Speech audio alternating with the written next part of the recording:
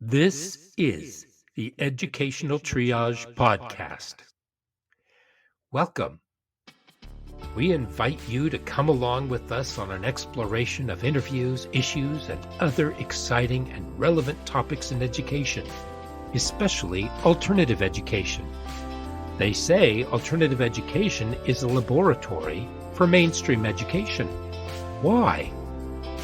Well, join us every week and listen in as Philip Summers Aloha. and I, Tony Hunt, jump in feet first to discuss issues that may affect our classes, students, communities, as well as our teaching.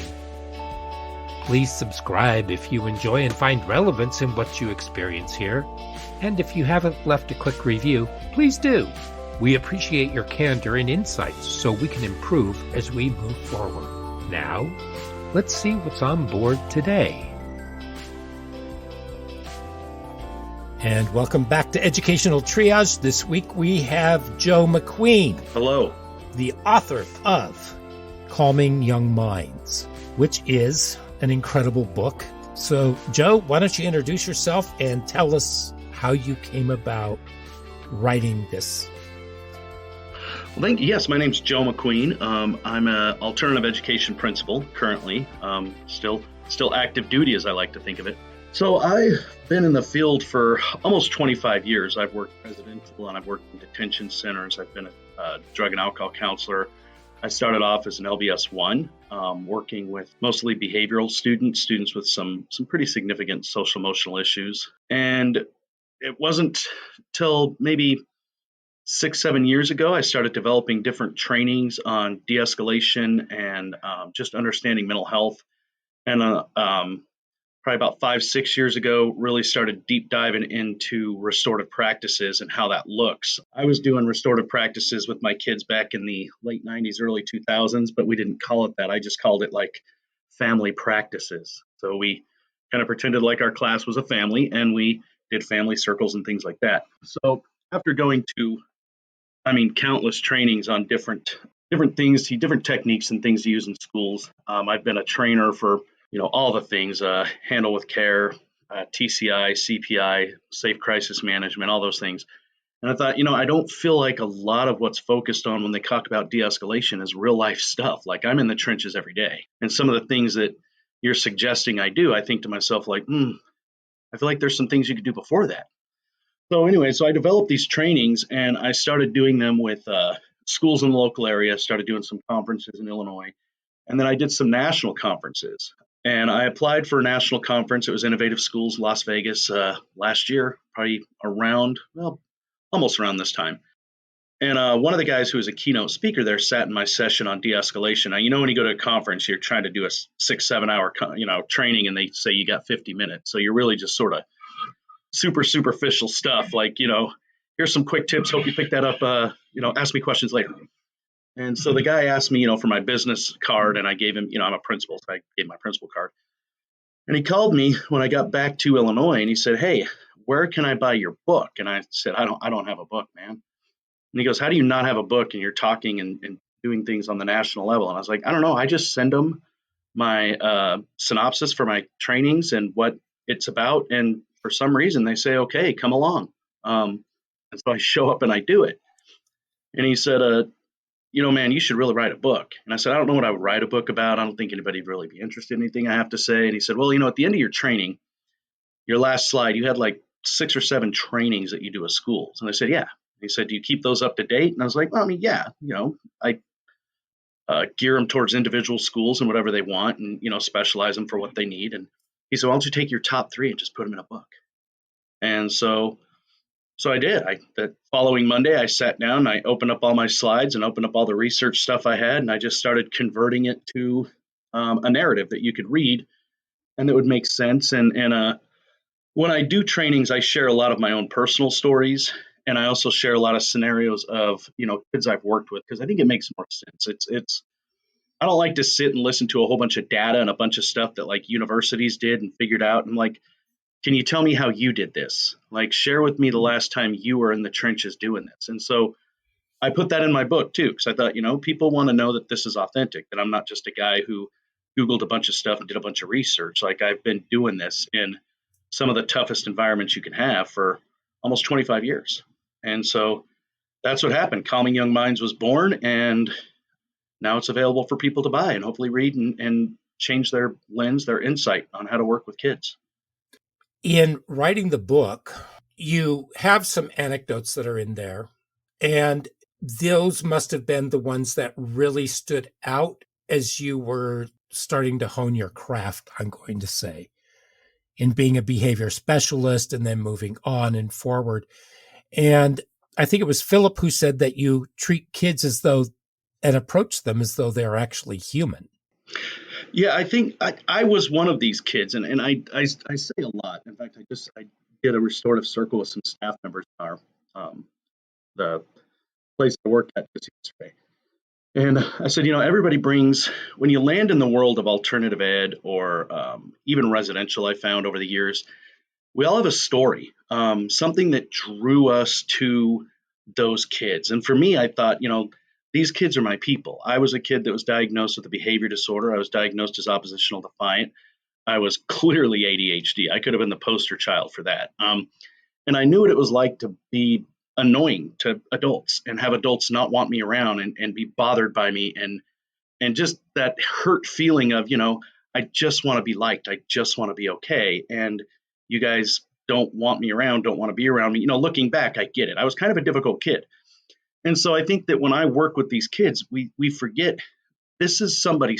Like this is it's a human being. It's a little person or, sometimes a bigger person, and they see the world through a different lens than you. And it's not a bad one. It's not a better one. It's a different one. And we have to take the time to pause and step back and say, how can I help you? What do you need from me? How can I try the best I can to see the world through the lens you see? Explain that to me so that I can be of better service to you. Because really, that's my job, is to help you and to get you from one place to another place. And if I don't approach you like an individual and approach you like, the human that you are, and the person that brings all of these things to the table every day, this backpack full of all these things, if I don't take the time to help you unpack that, then I'm never going to be effective. I'm never going to get to know you. I'm just going to be another adult that tells you things to do. We don't know the background of these students either, do we? Oh gosh, no. And sometimes, it hurts to get to know it, and it's worth it. But taking that time to get to know the human being, when I first started teaching behavioral students, I knew we're not going to get any academics done until we can get regulated in this classroom. And those were all like weird things back in like the late 90s, early 2000s, to be like, I need to have my kids regulated and feel safe and feel like they're comfortable. And then we'll get to the academics. So I would spend the first week of school just really getting to know each other, doing some family building, doing some team building, really unpacking some of those things individually with kids. And then when they felt safe and they felt like they could trust me and they felt comfortable, then we can dive into the academics, because those things will come. They're all capable of learning. They're all bright, smart kids. We just have to get them to a place where they can start to learn. And I found that most of my kids, even the kids that were diagnosed with like learning disabilities, it wasn't as much a learning disability, it was an educational gap, due to their behavior and due to, in my opinion, adults just not taking the time. They had these huge gaps in their education. And once I filled those gaps in, they were able to go out to regular classes and do regular work just like all the other kids. They needed support because, high anxiety levels or stress levels, or some, like me, they had a hard time staying on task or would be a bit defiant. And so we would just teach them skills around that and work with that in the classroom. But I mean, they could do their seventh grade math, they could do their seventh grade English.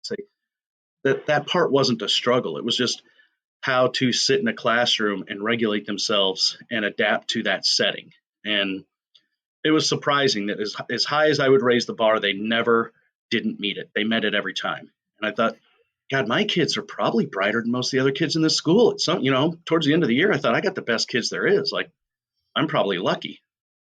Let me ask you a really quick question, because it's something that keeps coming up. And that is, a lot of the kids have these learning gaps when they come to us. And some of them stopped learning somewhere back in elementary school, and you're secondary. And Yes. I work secondary. I started out in preschool, but then I went up to secondary. So How do you do any kind of an assessment on a kid, like doing an individual learning plan when they come to you, which is separate from an IEP, an individualized education plan, but a learning plan where you can chart out or maybe assess what those learning gaps are, and then maybe figure out how do you work to fill those gaps with the student? Tell me more about that. Yeah, we do individualized optional education plans, and it's optional because they're in an optional educational environment. So every kid comes in. We have some canned goals that every kid has, like, show up 90% of the time. Don't hit people, don't hurt people, don't bully people. We have all those basic goals for every kid. But then we dive in individually, and typically, like when we do an intake, we'll have the principal or counselor, we'll have the kid, we'll have their parent, and we'll sit down. And I like to ask the question, like, why do you feel like you're with us? Give me your side of it. What do you think got you here?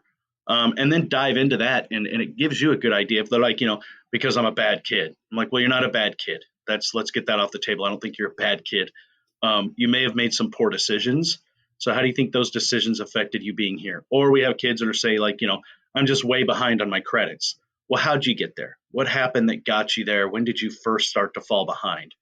Um, and really talk to them about what their picture is and how they see the situation, and then build goals around that. And a lot of times when I ask kids, like, we're going to set behavior goals and they're not here for a behavior reason, they get worried. They're like, well, whoa, whoa, whoa, I don't have any behavior problems. And I have to explain to them behavior is positive.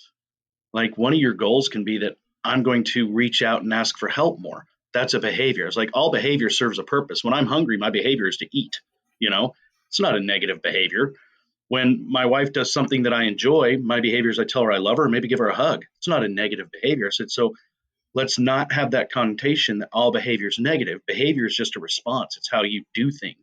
So let's set some positive behavior goals. Yeah, you're not a problem student, you're a little behind in your credits, but it sounds like you struggle self advocating. Let's make that one of your goals. Let's have you self advocate and talk about what that looks like and have you practice it.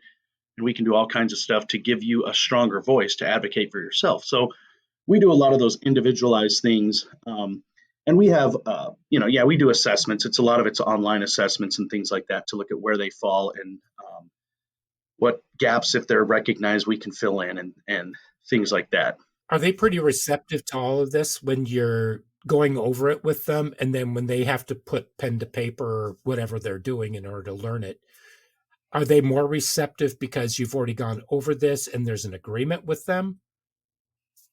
Um, I think it depends on the kid. They're all different, you know. Some kids look at me and say you're full, think you're full of crap. Like, Yeah. I don't believe you a thing you're saying because so many adults and so many educators have let me down that, yeah, I don't need a lecture from you, man. But that's fine. We'll do something superficial and get something on paper. And there's a lot of times I go, look, we're going to put these things down, but you and I are probably going to meet a few times and talk about these things and explore this a little more as we get to know each other. But for today, if we can just get some surface stuff down, some basic stuff down, let's do that. And then over time, yeah, we do open up and they do start to realize that, in my book, I talk about being a solid object, the 10 things to be a solid object. And over time, they realize that, okay, you and most of your staff, none of us are perfect, are pretty solid objects, and we can come to you and we can, depend on you, and it makes a huge difference. So, what do you think is the most important thing that a teacher needs to know just going in cold their first day of school? That it's not about you; it's about the kids. They're going to say things, they're going to do things, they're going to act in a certain way. And your job's not to take it personally because it's not personal. It's their response to how they see the world. And if something is a little off kilter, that just means you have to build a better relationship. I tell teachers all the time, go home and look in the mirror and just embrace all your physical flaws and all your physical characteristics because that's visible to all people. Everybody that sees you can see that. When a kid gets angry, when a kid lashes out, they're going to pick the easiest thing they can. And that's going to be your physical flaws or your physical appearance. I said, I know I'm not very tall, I'm a little portly, and I have gray hair. So when a kid calls me a short, fat old man, I can't get mad. I'm like, that's pretty apparent. I'm not that tall, kind of chunky, and I'm old. Like, Those are just observations that are reworded in maybe not the nicest way, but I'm not shocked by those things. I'm not going home and looking in the mirror and going, oh my God, I am kind of a short, chunky old guy. Don't take it personally. It is what it is. And I tell people, if you're a person of color, they're going to pick that. If you're tall and slender, they're going to pick that. If you're short and chubby, they're going to pick the easiest characteristic. And that's because, they don't know anything about you except for that. And then as they get to know you, that'll become less of a deal. But the biggest thing is to build relationships. Don't take it personally, and keep in mind that when a kid is in crisis and a kid has an issue, it none of it is about you. There's an issue behind that issue, and you are just the safe person to lash out at. Why don't we learn any of this in teacher training school?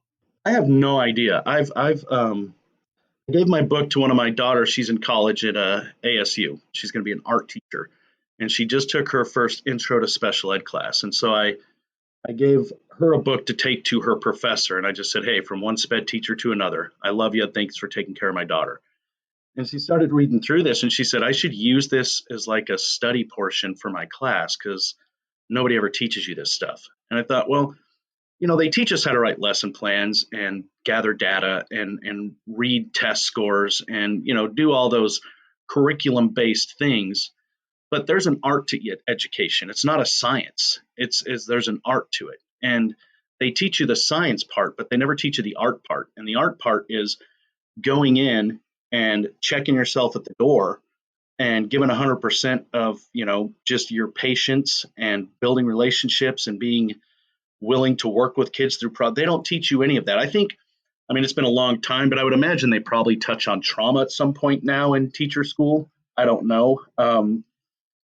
But I definitely think when I go out and I do these trainings for teachers. That's the big feedback I get. I could have used this my first year. And I'm like, well, you didn't get it, but you got it now. So you can change now. You can't go back and rewind the 5 or 6 years that you've been teaching, but you can completely change this now. I think one of the sweetest things I was ever told is a guy that is a pretty old guy. I'm not sure why he was still teaching. And he came to my de-escalation training. And afterwards, he came up to me and he said, "Hey, this is my last year. I've been doing this a while." And I thought, yeah, you kind of, look like an old fella. And he goes, "I've done a lot of professional developments, and this is probably the first one that I ever felt like is going to change the way that I do things with kids. I've only got a couple years, but I can tell you my last couple years are probably going to be way different than all the other ones I've had. Thank you. I appreciate that." And I was like, wow, hey, man, that's a bummer that you never learned this before. So was there a change? I went out a few months later to do restorative practices with him, and he did say, he's like, "Oh, things are way different." He goes, "For me personally, I've just learned to check things at the door." He's like, "I don't get as angry. I don't get as mad." He's like, "I just look at them and I kind of feel bad. Like, man, there's something going on here." And I was like, "Oh, yeah, that's the whole thing. There's something else going on." And he said, "I coach as well. And so I've started using this a lot with my players and looking into like, why are you so angry? Why are you upset? This was a pretty small thing and it triggered a huge reaction." And he's like, "I just think about there's got to be more to that and I need to dig into it." And Right. And I'm thinking about Bruce Perry when he talks about this one student and his relationship with the teacher, and the student thought the teacher hated him, the teacher thought the student hated him. And basically, it was the kid had issues with his father, and the kid was in a foster home. And it's because the father was a drunk and he was an alcoholic and he was really, really abusive, but he would still visit the kid. And he wore Old Spice in order to cover up the alcohol on his breath or on his person. And the teacher used Old Spice antiperspirant or deodorant. And the kid smelled that. And so just that scent. it was a triggering event for that child. Exactly. Yeah. And so there was, sometimes it's just an olfactory kind of response. I mean, it might not be something that you even think about. So it's really amazing how little things that we do can make a huge difference to the people around us. Yeah, and I think developing trust with kids. I think back to the example you just used. If that adult had built a relationship with the kid and put aside the fact that he thinks the kid hates him, they would have been able to dig into the idea that, like, look, man, this is what my dad wears, and when you wear that Old Spice, it triggers me. And then the teacher could have done one of two things. It could have said, hey, we all get triggers. Let's work on coping skills around triggers. I'd love to work with you on that. Or they could have taken, a different route and just said, there's a million different deodorants, man. I'll pick a different one. Like, if that triggers you, I can totally meet you halfway there. I can Well, use something different. actually, it was Bruce Perry who discovered it because he sat in on the meeting between the kid and his father. Hmm. And that's where he started trying to figure out what it was, because the father had been really abusive and the kid with the teacher had these violent outbursts. So the teacher was trying to stop having these violent moments from the kid because he figured that he was the reason he was doing something. And so he kind of backed off. And so that's what destroyed the relationship. And because I think he was a little intimidated by the kid in Hmm. some ways. And, but it's nothing like, let's say, that teacher who was pepper sprayed for taking the phone away from his student Yeah. that's in the viral videos. And just a couple of weeks before, the same teacher had been punched in the face by another student for taking away the phone. Hmm. So, I mean, right there, you have a contentious relationship that's not really a productive one. Yeah. I watched those videos and I thought, I feel bad for the guy getting pepper sprayed and punched. Um, but approach is everything. And just watching his approach on the video, I thought, hmm, I wouldn't approach that way. I mean, I get you got to get the cell phone away, but there's a lot of different ways to do it than to snatch it out of a kid's hand because they see that as aggressive, they see that as disrespectful, and because they're teenagers and they think impulsively, and they don't, they're not rational thinkers because their brain just hasn't developed to that point yet. So a lot of, they're driven by emotion and impulse. And when they feel disrespected, especially if they feel disrespected in front of a group where they can lose face, they're going to respond in a big way, and that might be pepper spraying you. Not an appropriate way. It's not okay. I'm not saying it's all right, but totally avoidable depending on your approach and your ability to communicate and build relationships with kids, and just take the time to explain to them and have a conversation around things. It was pretty amazing though to see the comments on the video with teachers telling the guy to press charges and just a number of things that were really reactionary rather than being proactive and trying to figure out what it is that they need to do and in order for this not to happen again.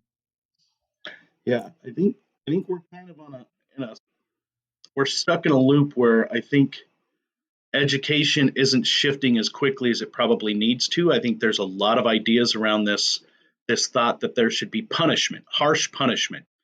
People should, pay in the most extreme way. And I mean, we look at just in a country in general, not to get political, I'll keep it super quick.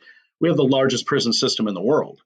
So we're built around this long-term idea that's been around for 100 years that when you do something, there should be something harsh that happens to you because you should be punished. And I think that punishment isn't nearly as effective as learning from your behavior, learning how it affects others, learning to make a change, really analyzing your behavior. I mean, we talk a lot about what's the word I'm looking for here? Like deeper cognitive thinking. And I talk about it in my book and in trainings. We really want kids to think deeper. Metacognition. Right. Metacognition is the big thing that we talk about. Let's teach kids to think metacognitively. Now, developmentally, that's really hard for them because they brain development wise, but it's great practice because as their brain starts to develop and they can start thinking better metacognitively, they already know how to, and the processes and sort of the all the pieces are in place. But I think really looking at that same approach on behavior is what happened, why did it happen, what was your part, what can you own, what could have you done differently. Let's talk about what that would look like if it happened again and in the future. But that needs to happen with the adult too. What happened with you, what was your part, what can you own, what could have you done differently.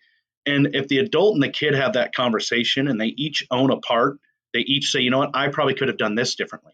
And especially the adult, if they go, I see that. And my approach could have been different. I could have taken a different approach. Um, it's okay. It's okay to say, I may not have taken the right approach, or even, God forbid, I'm sorry to a kid. You know what? I apologize. I probably overreacted. I bring a lot of stuff to the table every day. Been a rough morning for me. You weren't the right person to do that on. I'll work on my stuff. I'll own my part. And then the kid is easier for them to own their part. And it's a higher level of trust because they're like, oh my God, this adult admitted that maybe they could have done things differently, which makes me respect them and see them as a human. What do you say to teachers, though, who would balk at that because that would mean that they would be relinquishing their authority with the student? Well, I would ask them, why is their authority so important to them? What really, I mean, is, as an educator, did you become an educator to be an authoritative figure? Because we need prison guards. There's plenty of opportunities to do prison guards, and they need to have an authoritative figure because they're dealing with some difficult people. So why don't you go do that, and then you can have authority all day and carry all kinds of little special things that enhance your authority. And but you chose to be a teacher, which I'm sure that you were passionate about educating kids and working with children. So at what point did you trade in compassion for authority? You know, you Mm-hmm. can still be somebody who holds kids accountable. You can still be somebody who, makes kids do what they're supposed to do, but you can do that through relationship building, and you can do that through understanding, and you can do that through conversations. If they're afraid they're going to lose their authority, then they've probably already lost their respect. The kids don't respect them. If they're running on authority, the kids haven't respected them for a while. How do you interview and check for people who have empathy rather than the people who interview really well and tell you what you want to hear? How do you know that you're getting an empathetic adult who can build relationship with the students, and still they know their material and they're going to be able to do really well with the students on an academic and personal level? How do you know? Oh, that's so hard.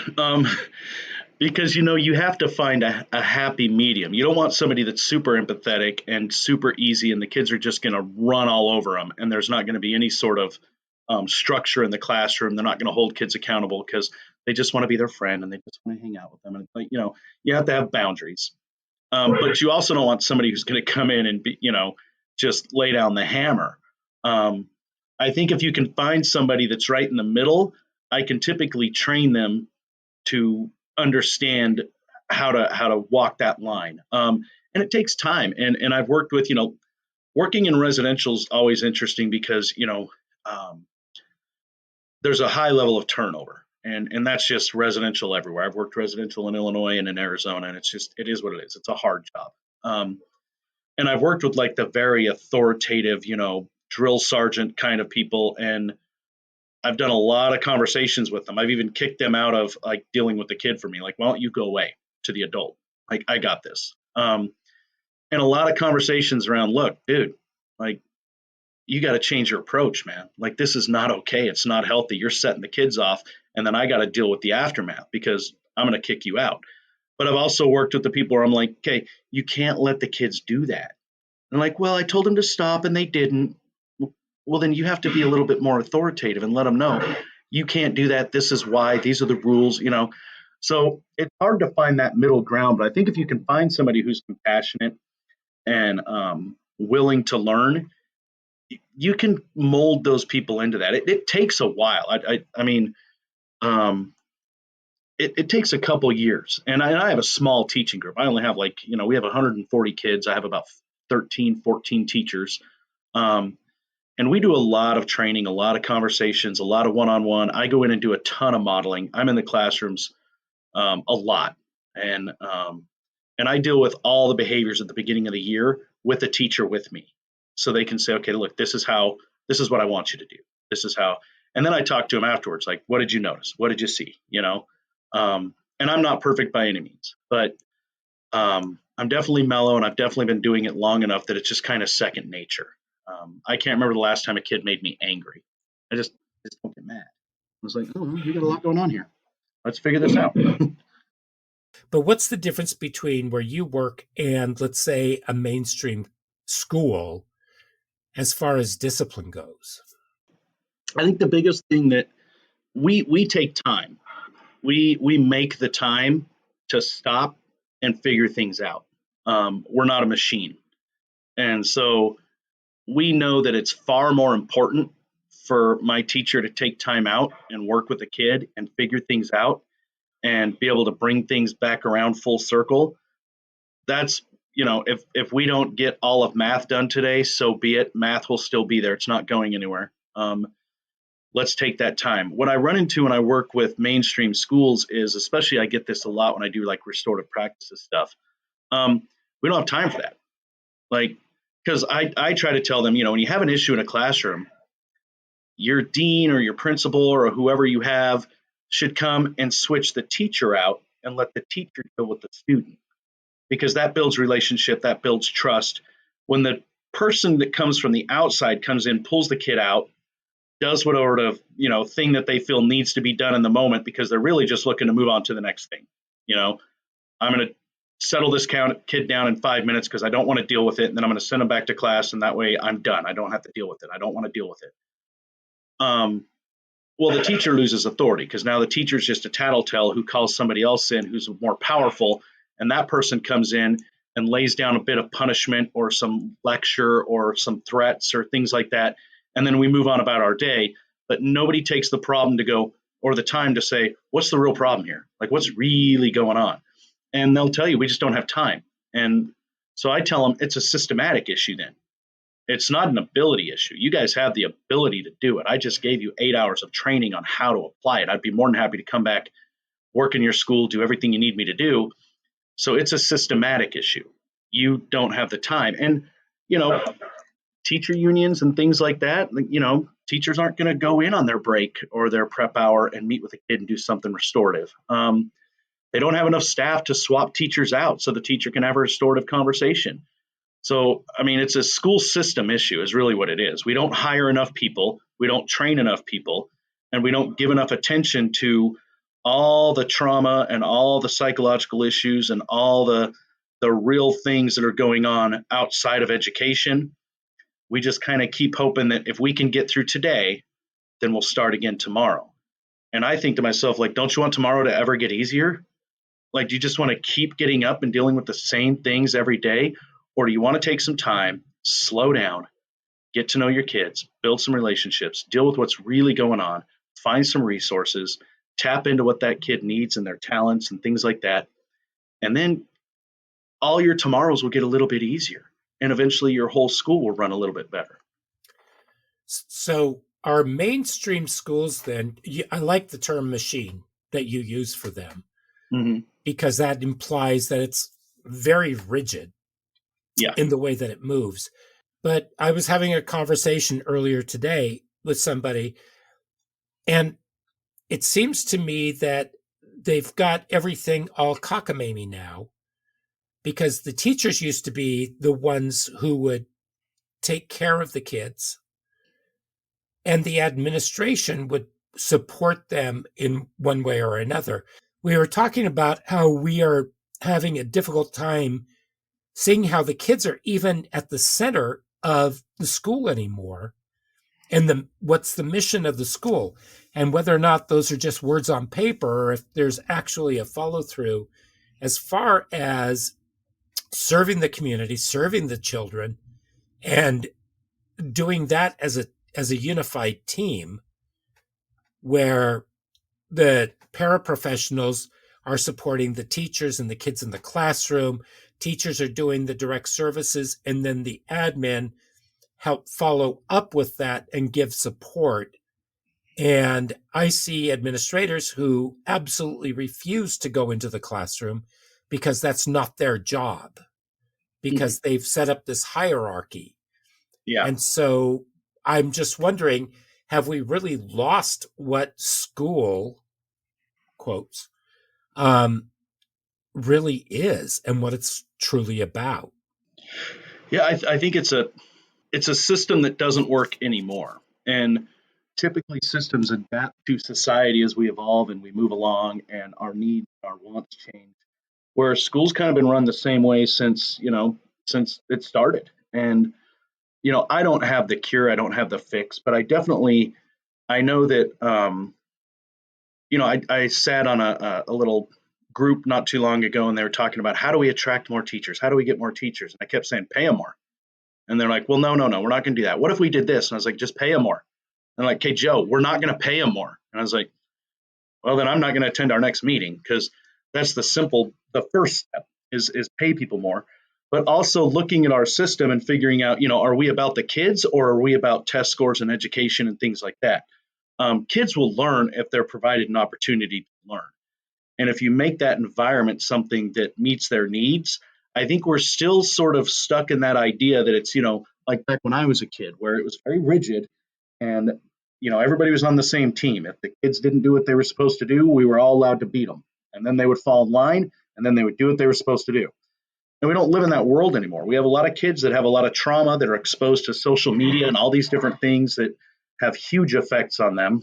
And instead of our system adapting to our kids and adapting to society and how it's shifted, we're just going to keep doing the same thing. And then we develop these hierarchies where, I'm in charge and you have to listen to me. And education, I think of as it's kind of a career without a country, because we're one of the few careers, one of the few entities that's run by people who don't do what we do. So you think of like school boards and even political figures who make decisions about school law and school policy. They're not educators. And school boards are typically made up of upper middle class people who could afford to run for school board. And they're really more concerned about their kid who's in school. So they sit on school board while their little Susie or Sean is in school. And then once they get out of school, they're kind of like, I'm done. I just want to make it right for my kid while they were there. Well, your kid's the minority at this point. Most of those kids aren't upper middle class, dual parent income homes. And I'm not saying that's what every school board member is, but there's a lot of out of touch people who get to make laws and regulations and policies for schools who've never worked in a school. They don't, they walk the halls in their suits and they go, oh, yes, yes, this looks great. Well, why don't you go into a classroom for 90 days, not 10 days, not 20 days?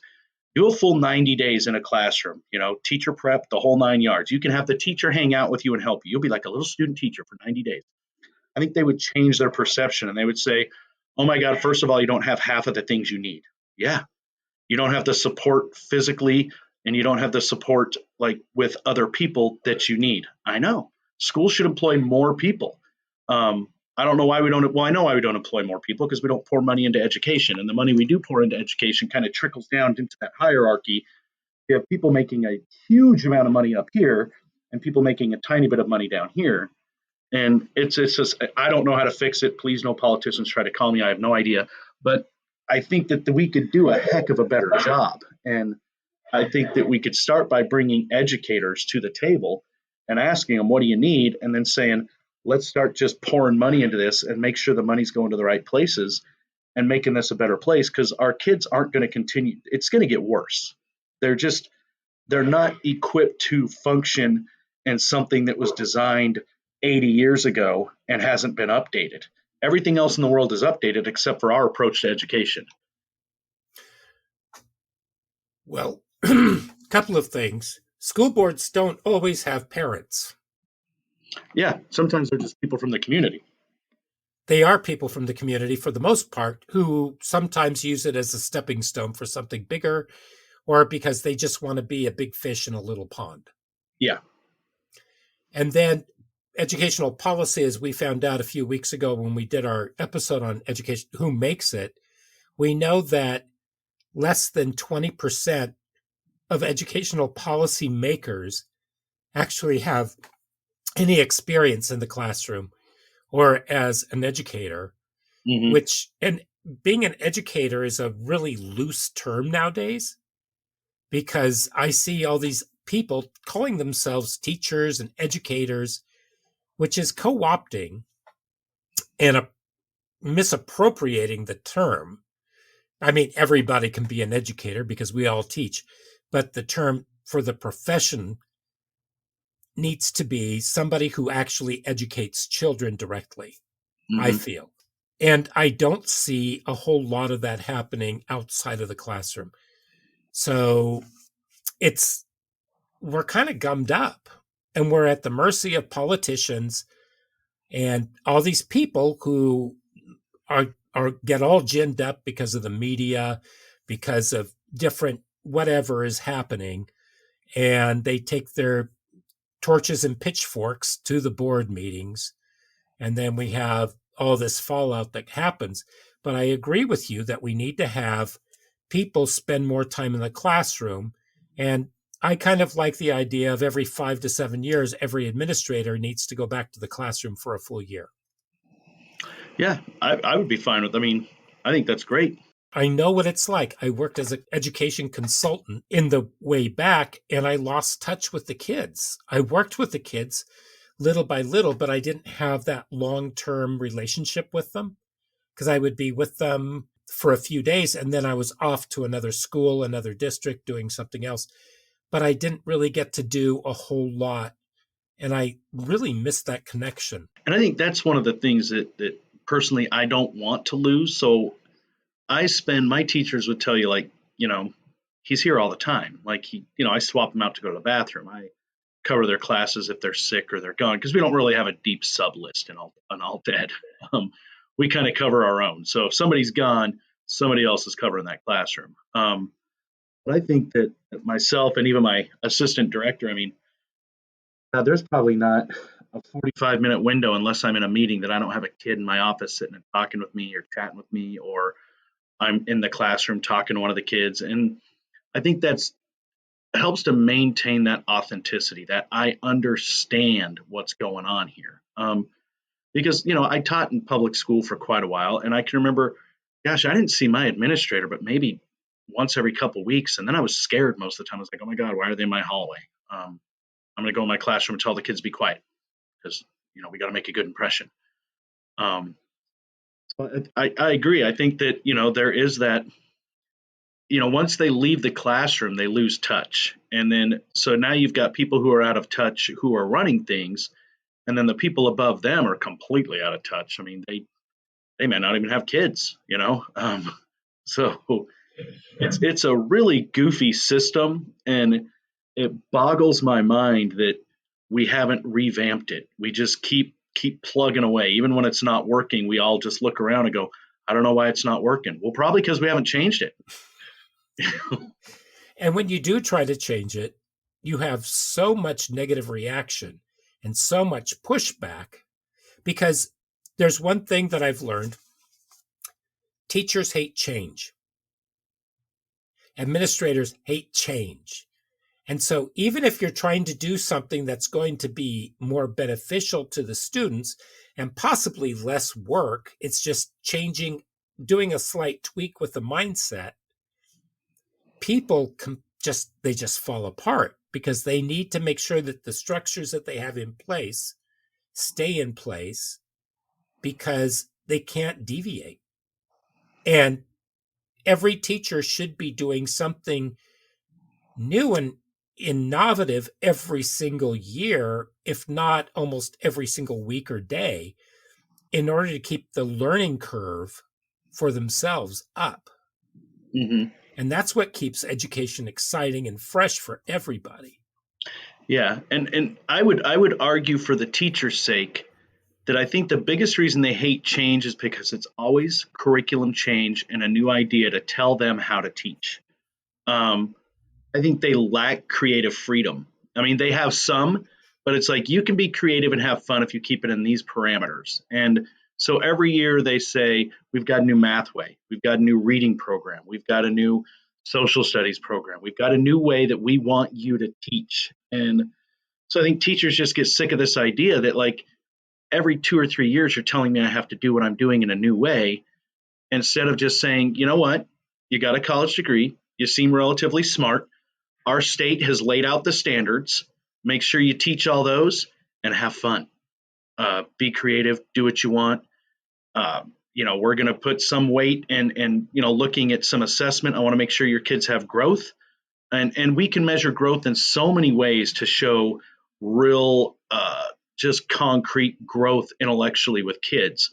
But we base everything on like standardized tests, and so when I taught, let me tell you, when I taught the social emotional kids, I would tell my principal, like, look, you can throw this standardized test at us, but I hope you're not hoping, like preying on my scores because we would do the reading portion, and I knew my kids read well. We did novel studies, and they read really well.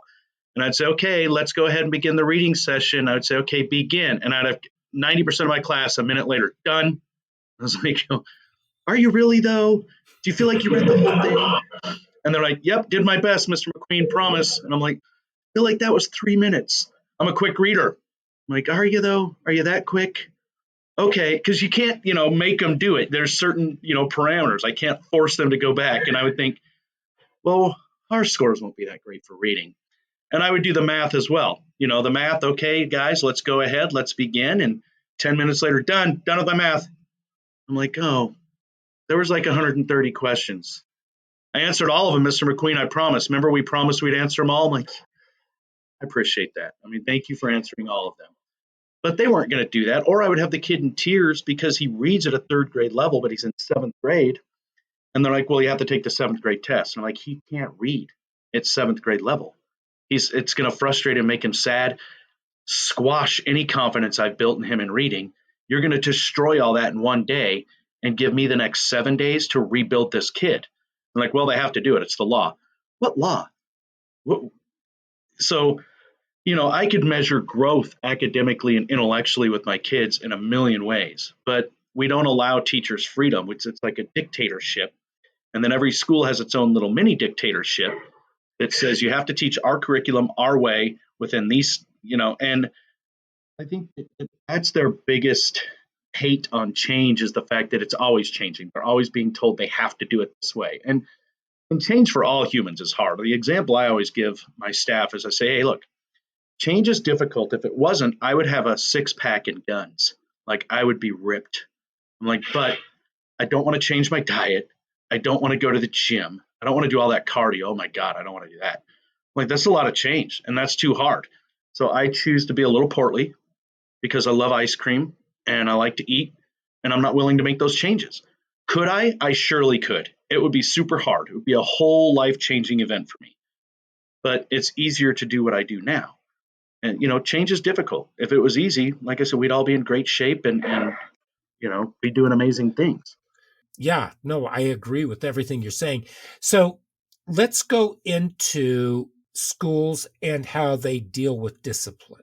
What forms do they normally use? I mean, we have expulsions, we have suspensions.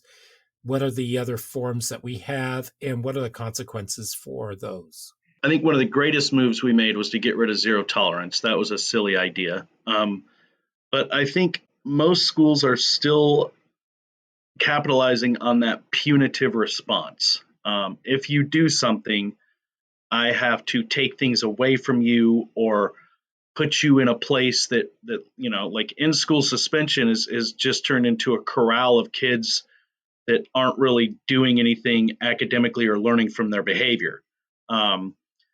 Suspension is just silly, especially with, I think, home dynamics being so different than what they used to be.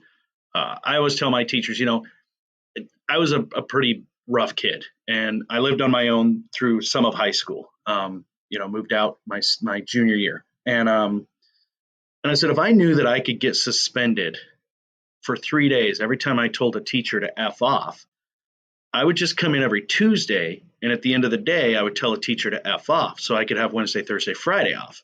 Because then I would just hang out at my house and, watch TV. We didn't have a lot of video game systems back then, but, watch TV or run around town and get up to no good. I was like, that would have been great. I would have figured out how to manipulate that system perfectly. So I think that the biggest thing that is missing in discipline is to take the discipline out of it and just call it learning. We're going to learn from our behavior. Are there going to be, I get this a lot when I do restorative practices because they'll say, so that just nothing happens to them. No, they may have to do a restorative project. I had a couple of kids do a restorative project last week and we had them watch a bullying video because they were bullying a kid. And then we had them sit down and we came up with a series of questions that we wanted them to answer in written form. And then we sat down and went over those questions with them and talked about the long-term and short-term effects of bullying and the effects it has on people psychologically and had them put themselves in that position, like, how would you feel if that happened to you? And come to find out it had. For, one of them was like, I've been there. And I'm like, how'd it feel? And he's like, it sucked. And I was like, you created kind of a sucky environment for another kid. Like, you remember how that felt? You just made somebody else feel like that. I don't want to make you feel guilty or bad about yourself. I'm just saying, you have empathy towards that. You understand what that's like. And then doing a restorative conversation with the student and saying, now that we've talked about these things, they understand what was going on. I'm going to sit down with all three of you. We're going to, and I felt like that was far more effective than me bringing them in here, yelling at them about bullying, making them do, some punitive thing. They wouldn't have learned. Now, can I make kids, I've had kids draw on desks, and so I've had them clean all the desks in the school. And somebody might say, oh, well, that's not okay. Well, no, it is, because now they understand what it's like to have to be the person that has to clean up their writing on the desk, So not everything has to be punitive. We don't live in a world where we can paddle kids anymore, and that was never effective anyways. That was more trauma-inducing than anything. I got whipped as a kid. I got paddled 3 times in front of my entire class, and it was embarrassing. It's humiliating to be whooped in front of the whole class and then sent to sit at your desk. Especially as a 4th grader. But that's what they did back then. And I think that we have to be more creative and more understanding and, teach kids to learn from their behavior. Because if I can learn to act differently, and if I can learn that my behavior affects other people, then I can change my behavior. Now, I know the argument would be about, well, what about the kid who doesn't care? Well, I can't make you care. Okay. But I can at least, I used to tell kids all the time, like, I can't control you, but I can control your environment. And, if that means that I have to adjust your environment and maybe make you work with me for a couple days where I'm not mean to you, I'm not evil to you, I'm not super entertaining, but we can work one-on-one. And, maybe if you're struggling being around other people, you can be around me, and we can talk about why you struggle being around other people while you also do your math, English, science, social studies, history, So I think we have to be more creative, and I think we have to stop having that expectation that if I send a kid out of my classroom, they should come back crying, or there should be some huge consequence, or I should feel good or feel happy because something bad happened to them, because that's the expectation. They were mean to me, so punish them. Why not figure out why they were mean to you, and what does mean look like for you, and why have you never explained that to the kid? That's we're not going to run into kids. I've worked with a lot of kids, and I have come across very few who were truly like just sadistic. It's not that common. Is it? Yes, there are some pretty severe mental health issues where kids can be very cruel and mean, but it's so few and far between.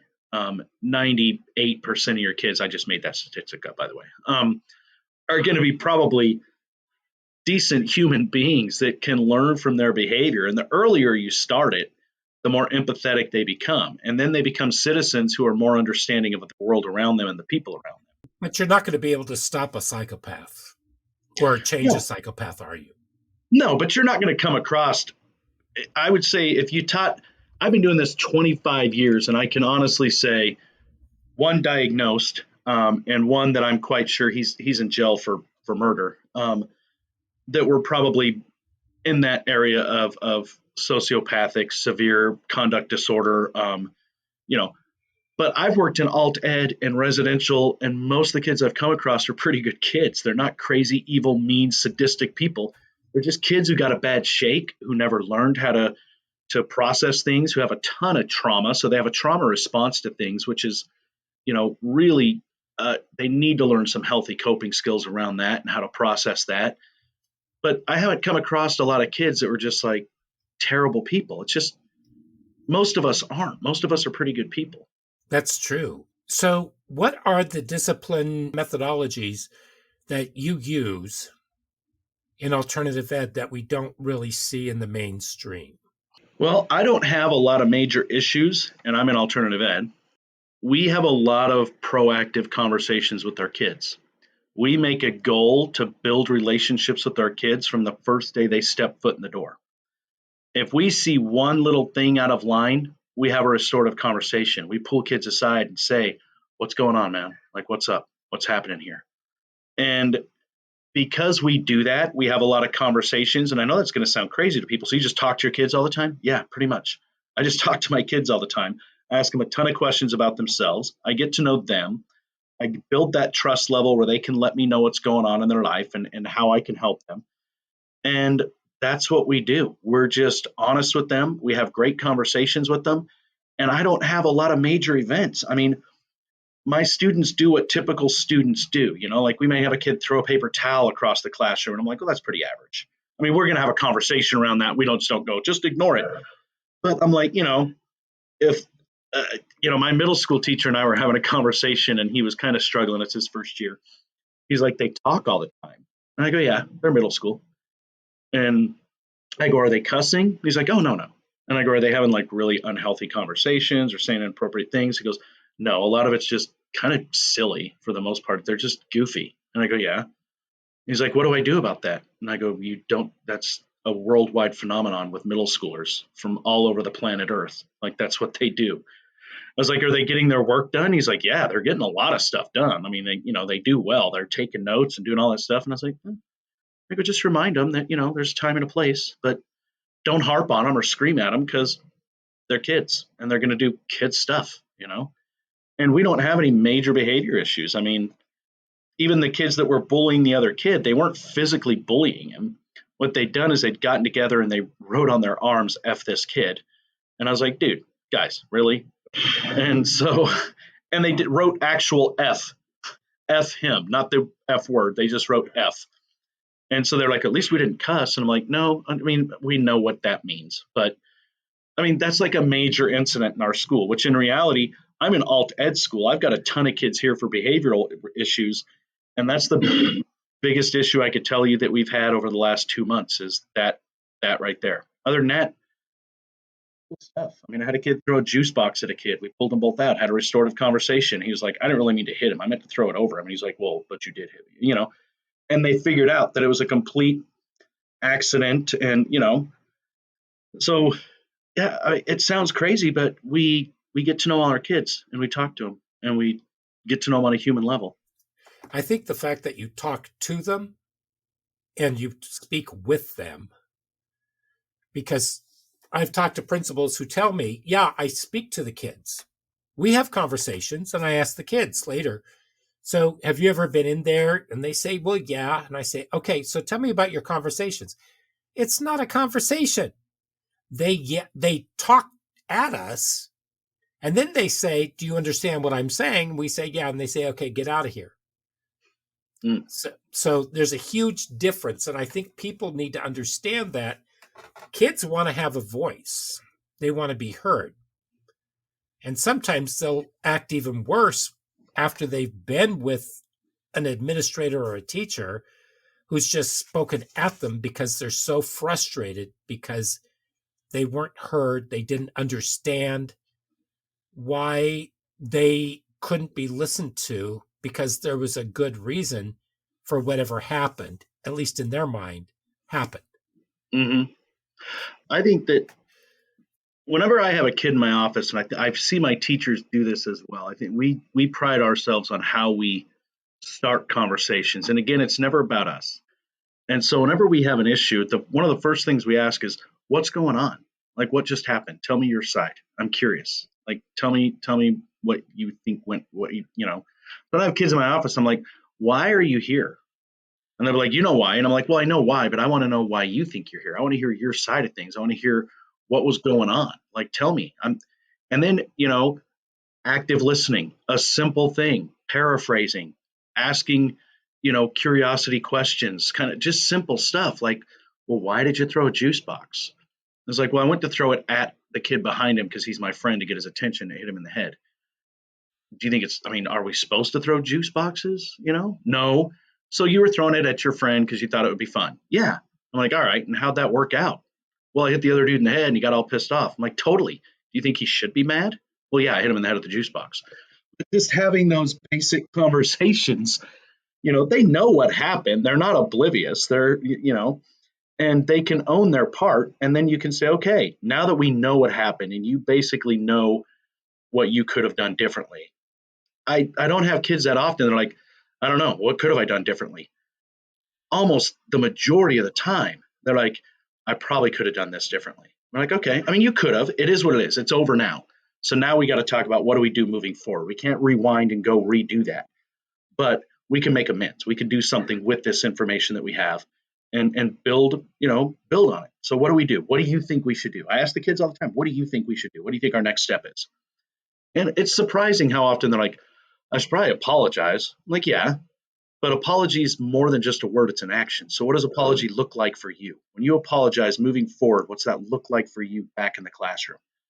And having them do that sort of metacognitive thinking and that planning, it's because it's not about me. I could tell you what to do. I mean, I'm really good at solving problems. For Pete's sakes, I'm fantastic at it. But if I solve all your problems for you, you're never learning how to do that yourself. And so having those conversations and taking the time and pausing and not thinking, I've got a bunch of stuff to do. I got to move on to the next thing. I need to douse this little fire, although there's still a bunch of embers that are red hot. And I'm going to send you off with those red hot embers. And dear God, hopefully nobody blows on that. You know, let's make sure that we handle the whole problem, deal with the whole child, bring things full circle. And then it makes a huge difference. And that also goes to what you talk about in the book as KYK, know your Yeah. kids. Know your kid. Definitely. So do you actually say kick? No.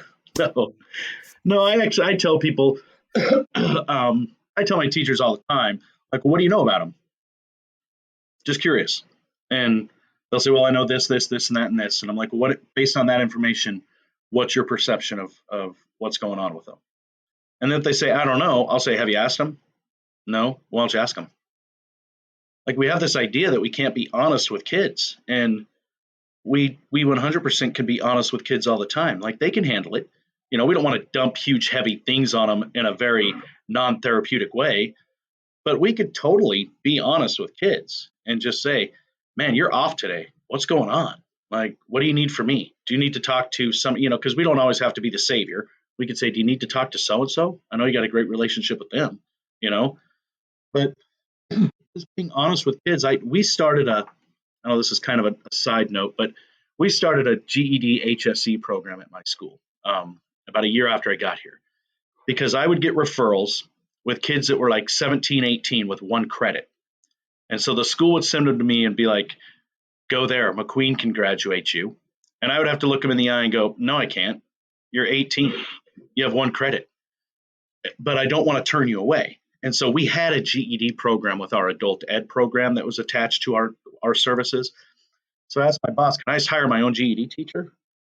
And these kids that get referred, get them in a work program, get them set up with we do a thing that with some of the local community colleges to get them different certifications and stuff. But look, can I put them on the express route to do some of those community college things and just get them a GED? Because I'm not going to lie to a kid. I'm not going to bring a kid in here who's 17 with one credit and lie to them and say, sure, buddy, stick around. I'm going to sit down and go, look, man, let's be honest with each other. You're not a big fan of school. Okay. Based on your attendance, you've shown up 60% of the time in 4 years, which, not terrible, but not great. You have one credit and it's in PE. So good job. You passed PE. You need a lot more. And I can't give them to you. But what I can do is put you in a program where if you put your head down and you do what we ask you to do, in 90 days, you can have a GED or a high school equivalency, high set test. And then I can get you hooked up with either we can get you enrolled in like community college as a regular student, or we can look at welding, we can look at woodworking, we can look at certified nursing assistant, we can look at some different programs and get you going there. So look, man, in 90 days, dude, you could be done with high school. You never have to do it again. Look, most people, you're going to live to be 98, okay? You graduate high school by 18, you got 80 years to do whatever the hell you want to do. I just want to make those 80 years productive. So let's get you a high school equivalency, and let's get you started on track to start a career.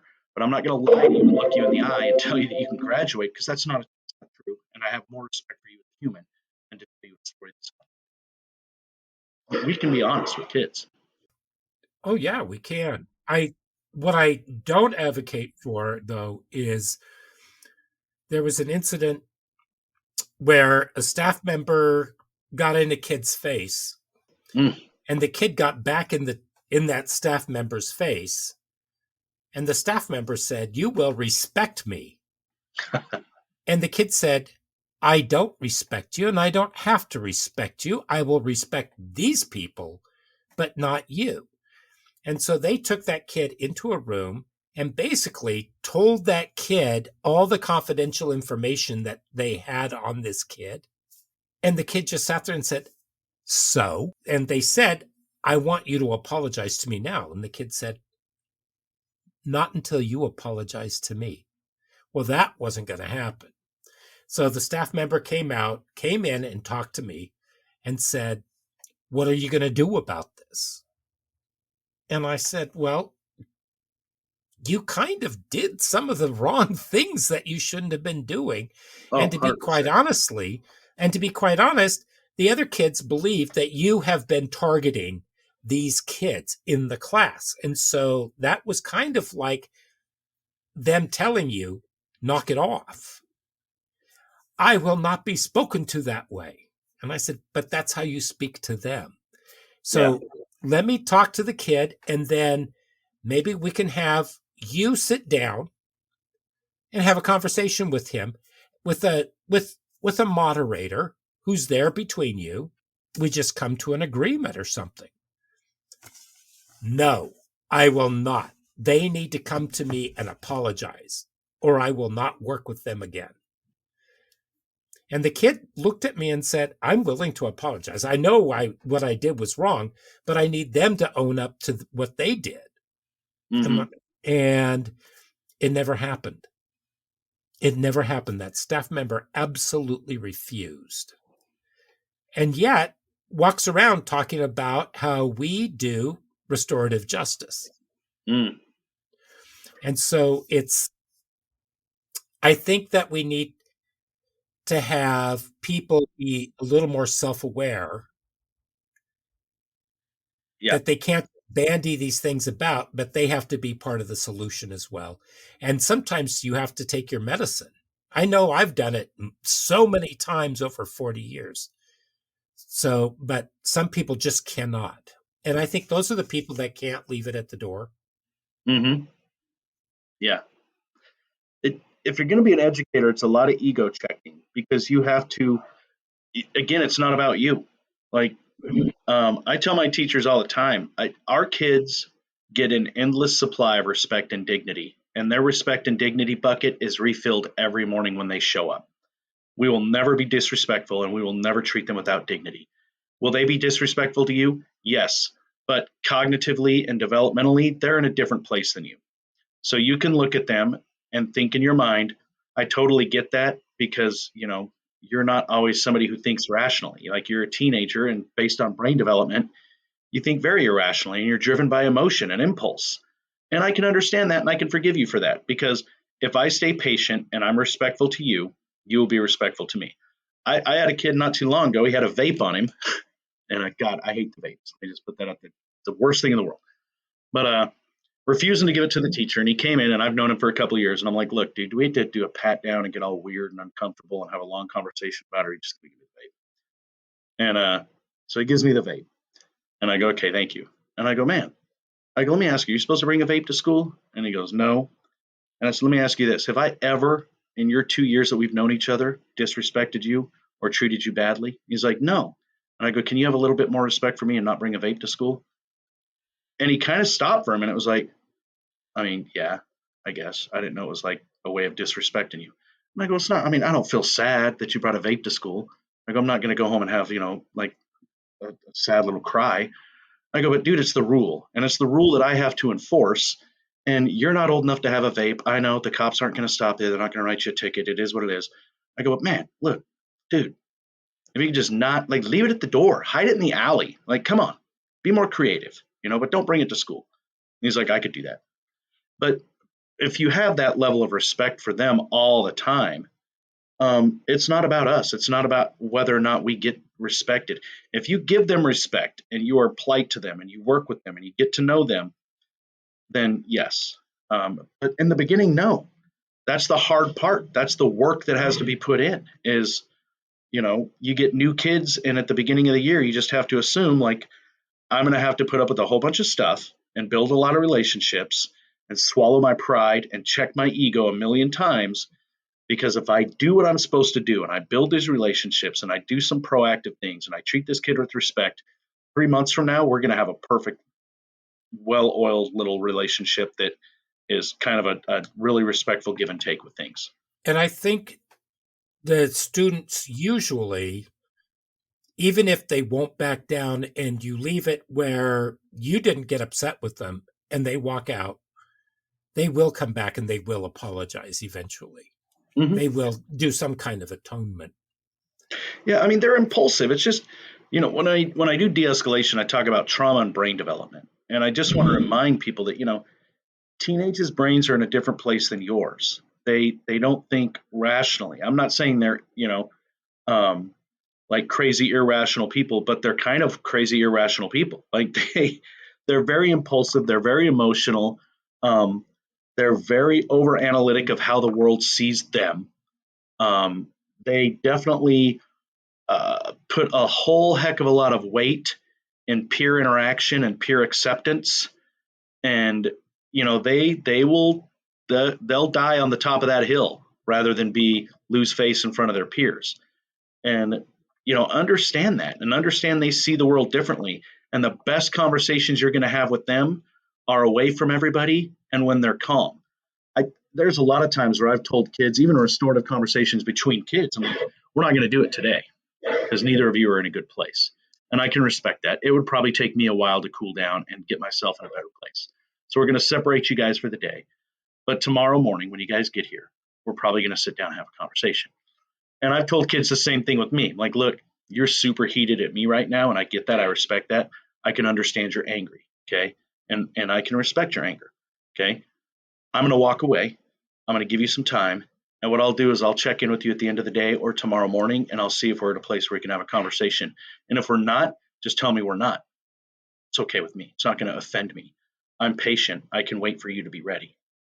And, you do that once or twice, and it makes a huge difference. Then the third, fourth time you have an interaction with that kid, they know that they can trust you and that you'll be patient and that you respect them. And they'll calm down quicker and they're ready to have that conversation faster. I think adults have a hard time checking their ego. Like, it's not about you. Check your ego. If you got into this because you wanted to boss kids around, like I said, there's a lot of different jobs you could do, True.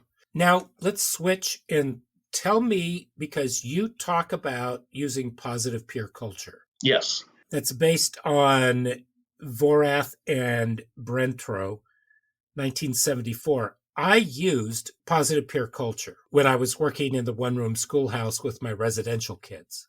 Mm-hmm. I can't imagine using that in an open kind of school like what you have, because all the counseling aspects, everything that the residents did was based on positive peer culture. So we continued it on in the school. How do you do that? How does it work? And if you could just give the listeners and the viewers an idea of what positive peer culture is, and then how you would implement that in your program, or do you? Yeah, we're starting to. We've been talking about it for a while, and I think that once you've established a good restorative atmosphere, you can start to incorporate positive peer culture. So really what positive peer culture is it's allowing students to be leaders, allowing students to do to come up with interventions, allowing students to intervene other kids in a therapeutic, helpful, not hurtful way, creating leaders out of kids, and then allowing them to develop that leadership and develop that voice to influence other kids in a positive way. So first you have to establish a leadership process. Who are we going to choose as our leaders? What's that going to look like?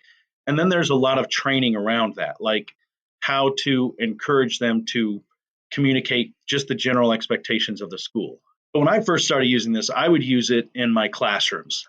I had kids switch classes, and I would typically find really my sort of what I call like the most powerful voice in the classroom, the one kid that all the kids will listen to. And I would start having conversations with that kid about how they really are charismatic. They really have a great leadership vibe that's just natural leadership.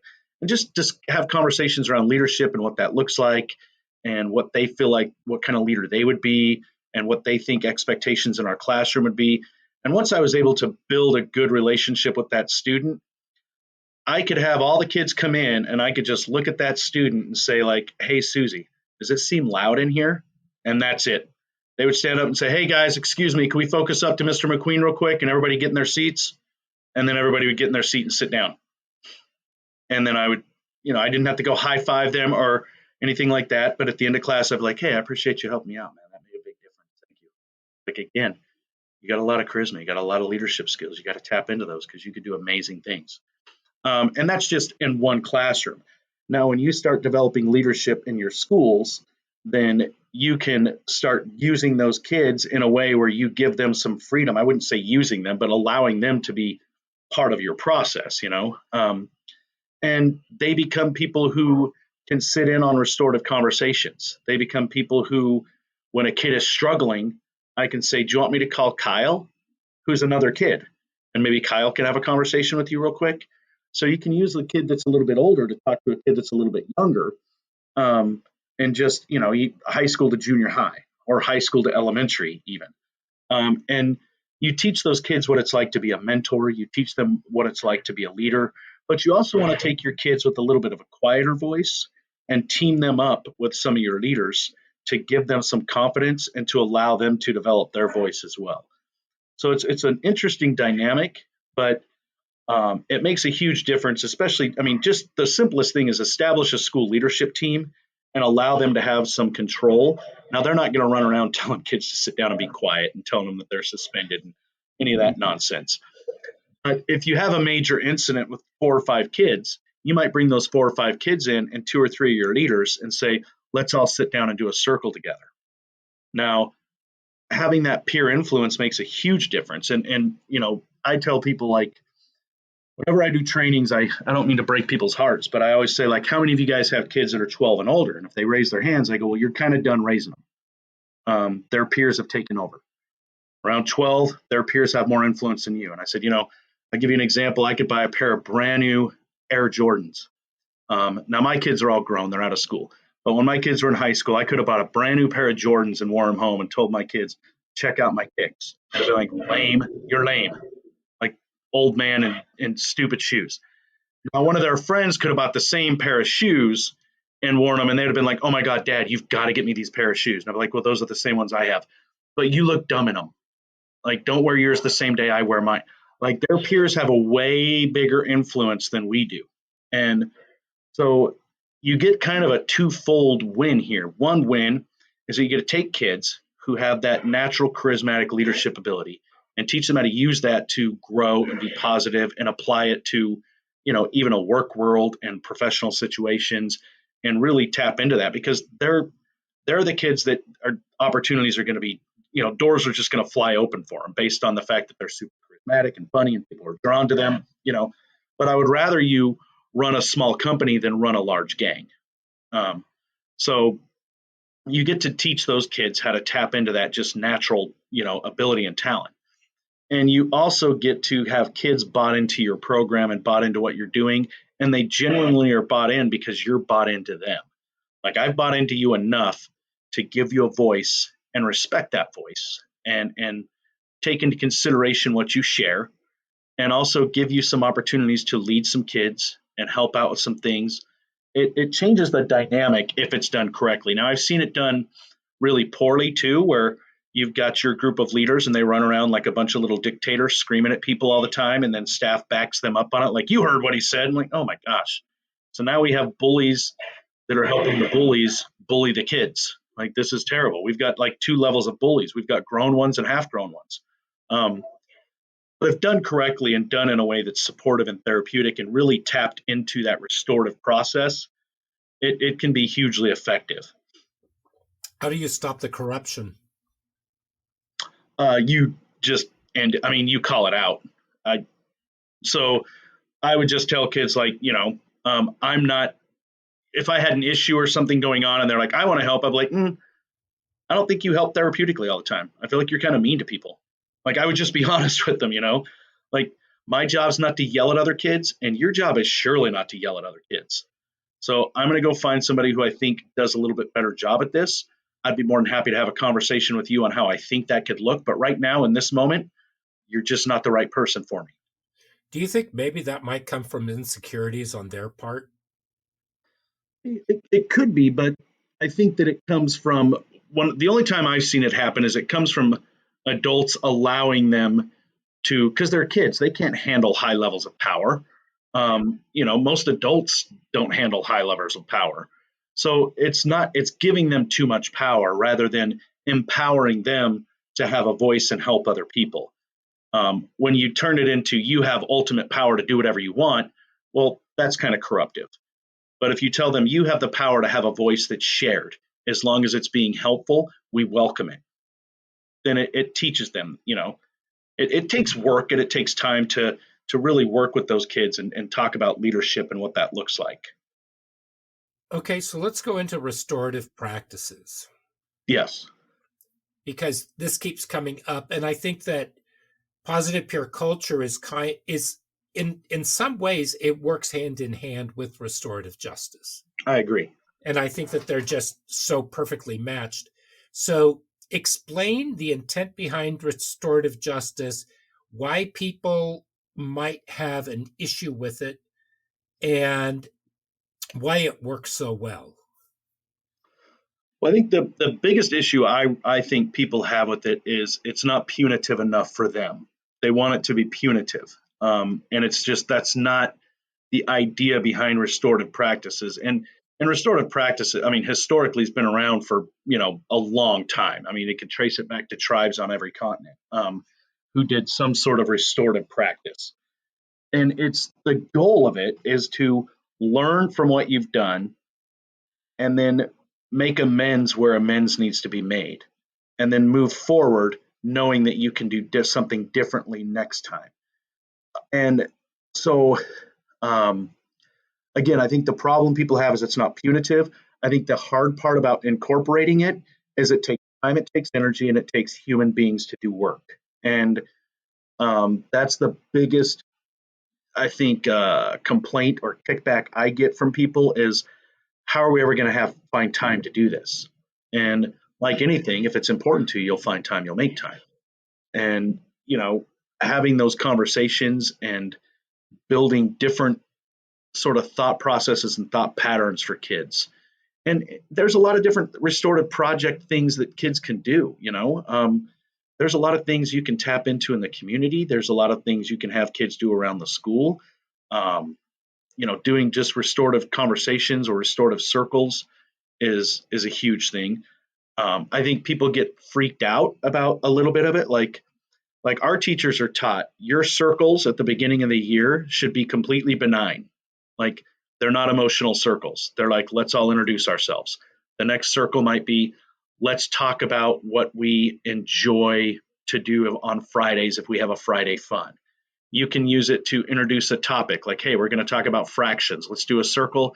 Tell me what you love and don't like about fractions, and tell me what you know and don't know about fractions. Like you could totally do a KWL circle, but you need to make them so that there's a norm around people sitting in circles sharing thoughts. And then you'll get to okay, our class is struggling as a whole right now. We've got a lot going on. Let's circle up and figure out what's going on. But you can't start your first circle with, let's all sit around in a circle and I want you to tell me if you have trauma and what it's about. Like, whoa, oh my gosh, but you can't do that. So, you have to take the time, but you also have to be willing to adapt it. Like I've told English teachers, if you're going to read a book, do a circle and say, we're going to read To Kill a Mockingbird. Has anybody ever heard of this book? What do you know about it? Okay. I'm going to tell you a little bit about one of the characters. This is what Atticus is. He's a lawyer and this is what he does. What are you guys' thoughts on that? Build some curiosity. Like circles don't always have to be, and restorative conversations don't always have to involve 50,000 people. It can just be you and the kid. It can be the kid and another kid while you stand back and just monitor the conversation or guide them or praise them. Like, guys, that was great. Man, you guys problem solved like nobody else, man. I'm super proud of you guys. That was amazing. Do you bring in paraphrasing into that conversation as well? So if you have two kids in positive peer culture, it'd be two peers who'd be, one would say, this is how I felt when you did or said this, because and then they just say whatever. The other one is taught to paraphrase, not to parrot phrase. Hmm. And then they come back at them and say that, and then they say, they take it in, and our kids were pretty well versed in it. You could tell if they were just going through the motions, Yeah. because then you could be a little more probative. But then they would basically say, okay, here is what you need from me. Here is what I can do. This is what I'm willing to do. And then can we move on? And then everything wraps up. Hmm. I think I feel statements are great in the beginning because they're really generic and they're a great springboard. Um, but I think you want to get away from them, but not away from the context of them. So if I'm with kids that are a little bit older, then I'll say, look, here's the deal. We're going to sit down. We're going to have a conversation. Only one person gets to talk at a time. When Jared is done talking, we're going to pause. We're going to think. And then, Mark, I want you to tell me what you got from that. What do you think he's trying to tell you in your own words?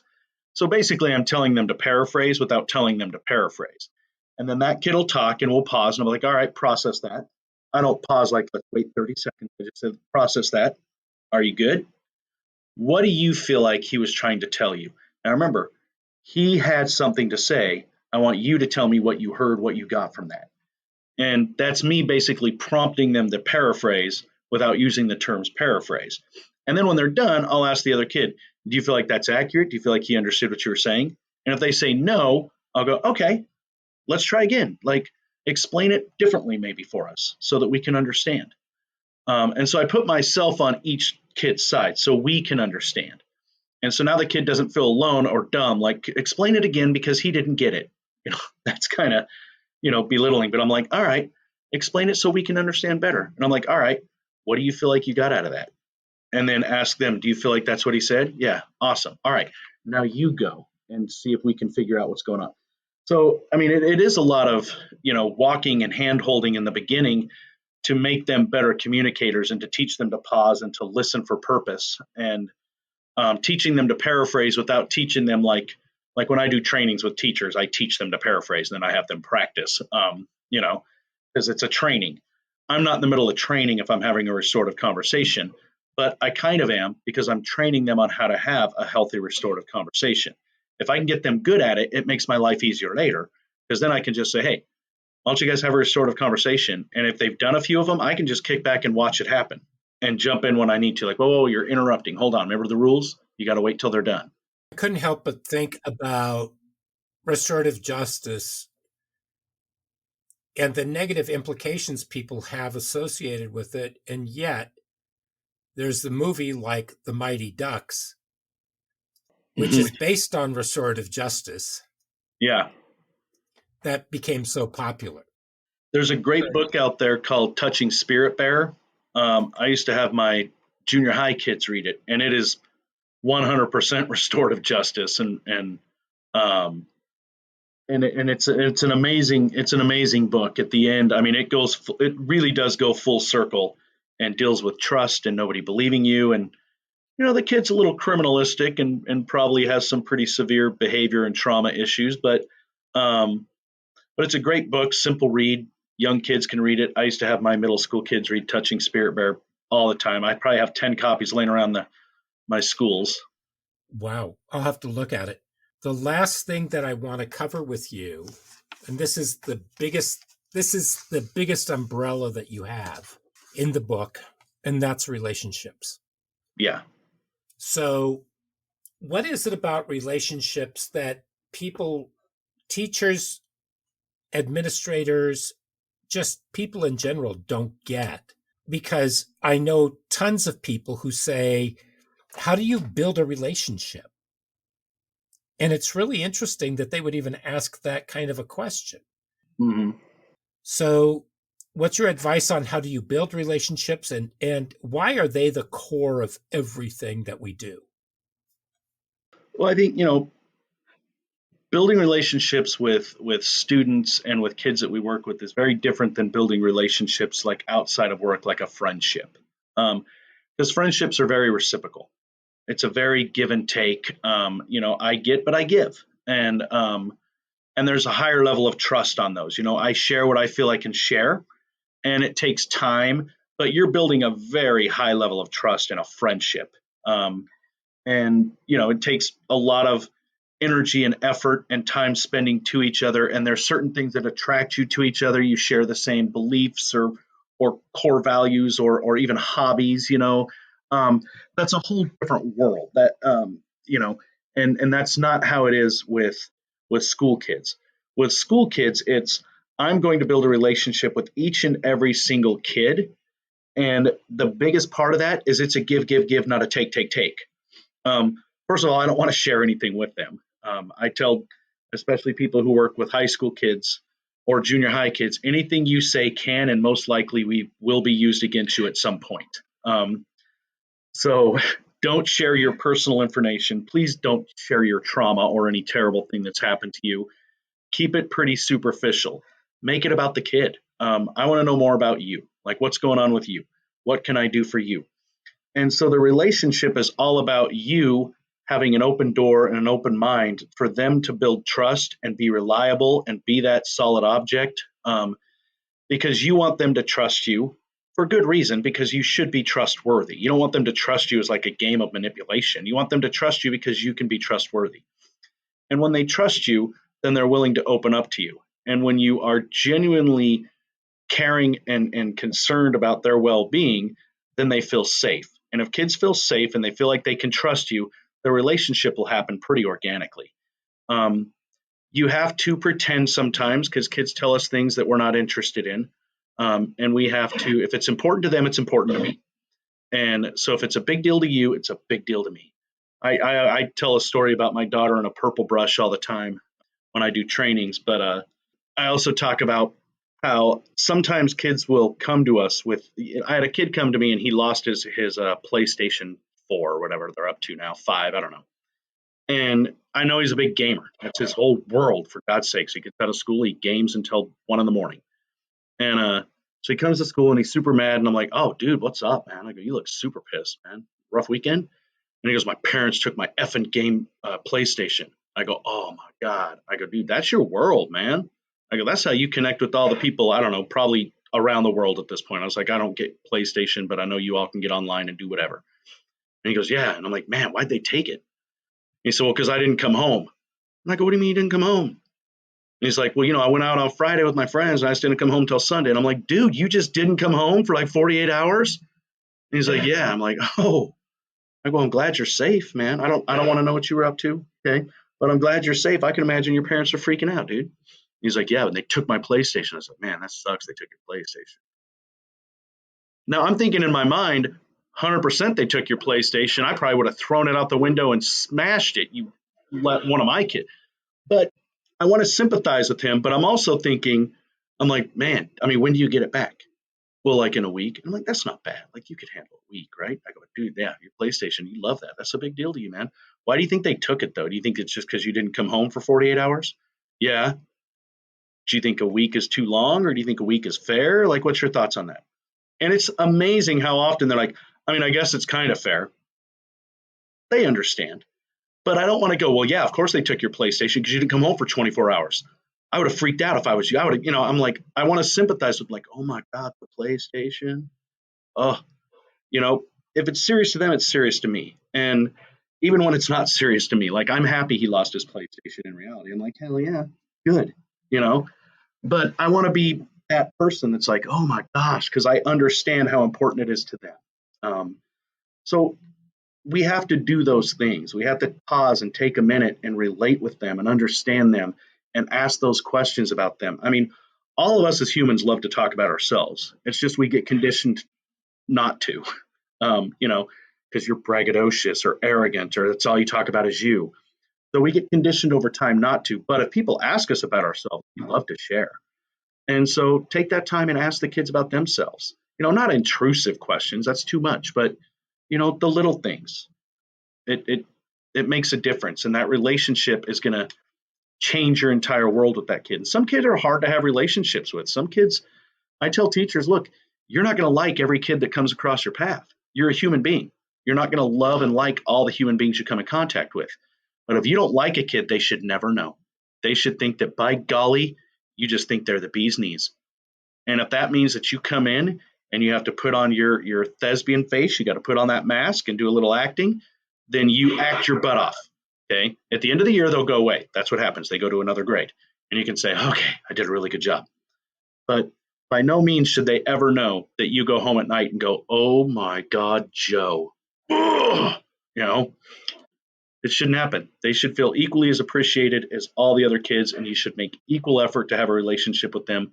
In fact, that's probably your bigger challenge. Think of it as a challenge. What am I going to do? Great advice. Okay. Now, your book. Yes.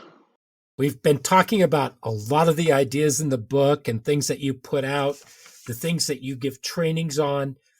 Where can people buy it?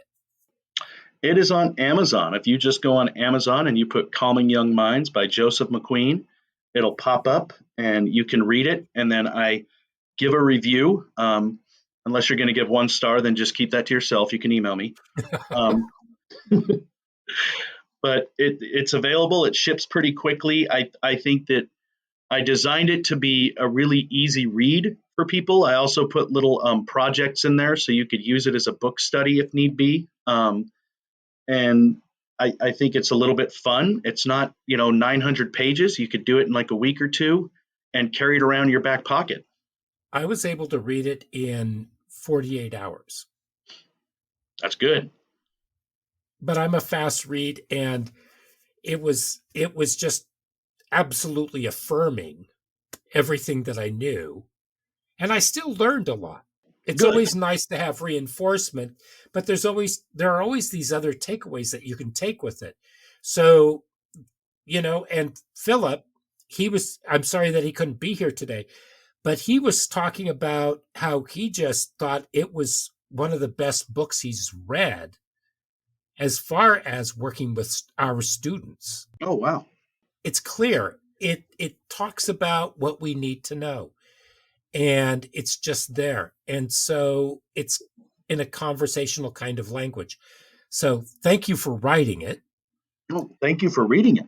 And I am putting all your information down in the show notes. Oh, good. And I'm also putting them up here for the YouTubes. Okay. And so is there anything else that you want to leave us with before you go?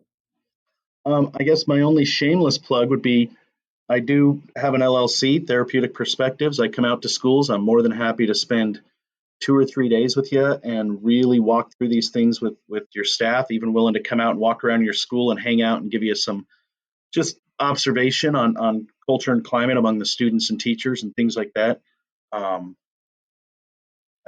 think that, long term, I'd just like to try to teach all the teachers to approach education from a different lens, and administrators as well. Like, there's a different way we could be doing this that's a lot more therapeutic, and if you do it, it will minimize your problems in your school, especially if you do it right, if you do it with integrity and patience, because it's hard. Change is hard. Again, I would have a 6-pack and abs, or big muscles, but if you put in that work, that self-work and that change, and really make it part of your culture, it makes a difference. I mean, I run an alternative school. I've got 140 kids, and we have minimal incidents. Our incidents are, the things that we get hyped up about, I think to myself over the years, I'm like, this is nothing.